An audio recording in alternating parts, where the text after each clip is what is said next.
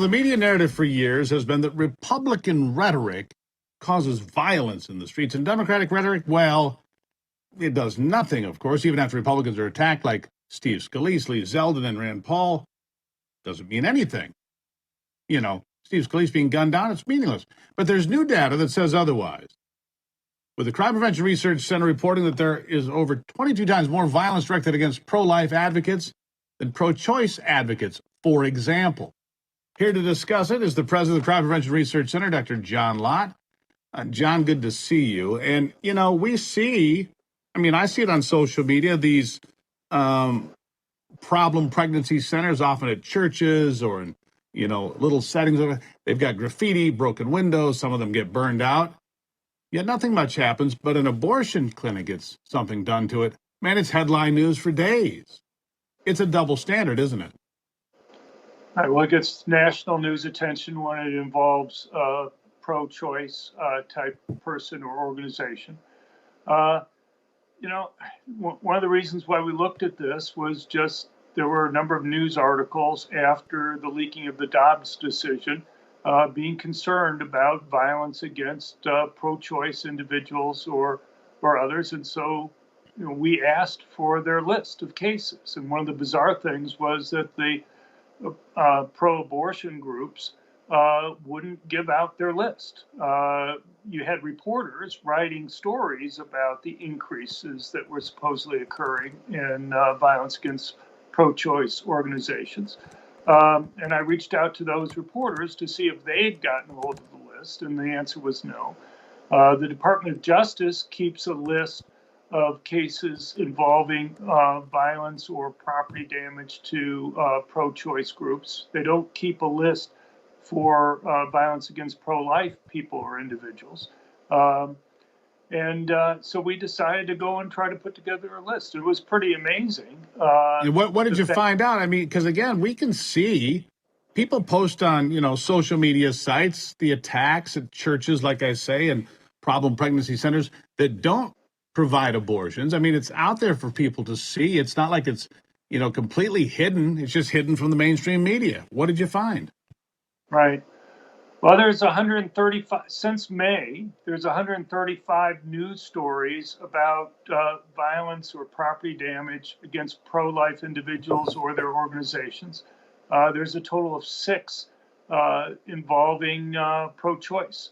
So that's over 22. And one of the things just to point out, and I think this fits in with what you were saying, and that is, if there's media bias in terms of not covering certain stories that occur, maybe the gap's even larger.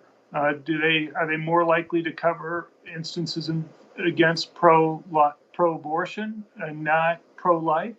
Then if that's the case, then it would be even more than this greater than 22-1 ratio that's there. Well, it seems to me, obviously the Democrats, they need something. You know this, from Montana to Massachusetts, Florida to Minnesota, they need something. And they thought the abortion issue was going to be the defining issue of the 2022 midterms. It's not even in the top 5 of most surveys that I see. Same is probably true with you. You've got the economy, inflation, crime. Those things matter to people. Abortion, if you can't put food on the table, you're not talking about abortion. If you can't fill your car with gas, you're not talking about abortion. So they're trying everything they can to push it out, or the J6 committee, or the attack on Paul Pelosi, or 100 other things. Right. Well, I think kind of the news stories over the summer about violence against pro-choice people organizations or property damage, which is really what it was, is part of the same theme with the issue with Paul Pelosi being attacked. They want to go and claim that people on the right are more violent, that they're going and doing damage. It's the whole thing behind the January 6th.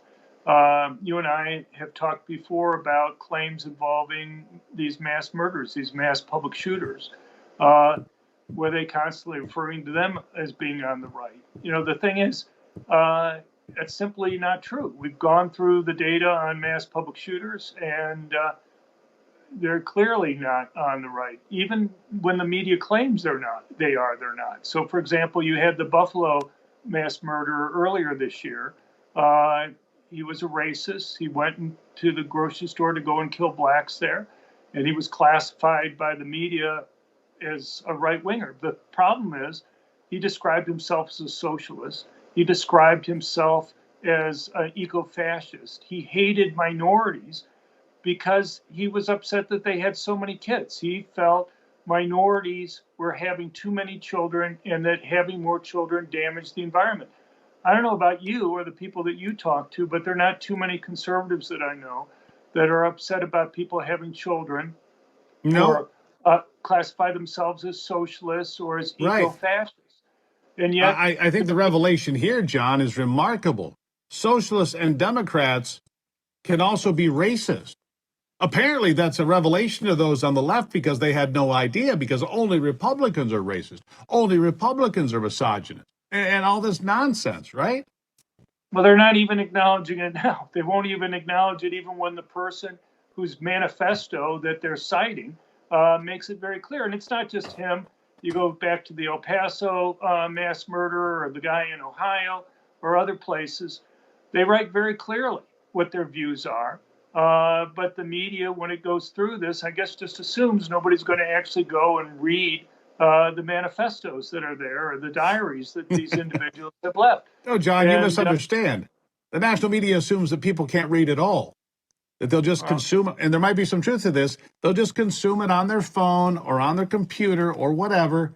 They'll just, oh, I heard this, so it must be true. right. I'll give you the last word. But people don't need to take our word for this. They can go to our website at crimeresearch.org. With this issue of violence involving pro-life versus pro-abortion, we list all the cases there, links to it, have links to the Department of Justice list that's there. With regard to mass public shooters, we have a link for that and go through all those cases that are there.